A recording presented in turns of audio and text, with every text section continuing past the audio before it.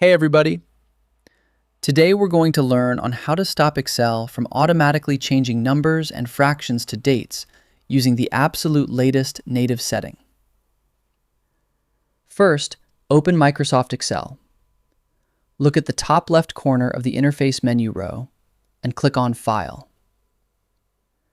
Look at the absolute bottom of the left-hand navigation sidebar panel and click directly on Options. A detailed configuration window will pop up on your screen. Click on the Data tab located near the top of the sidebar list. Scroll down to the middle of the panel until you see the section explicitly headed Automatic Data Conversion.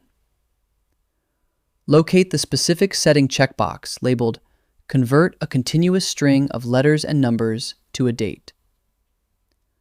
Click the tracking box to uncheck it and completely freeze Excel's automatic date conversion engine.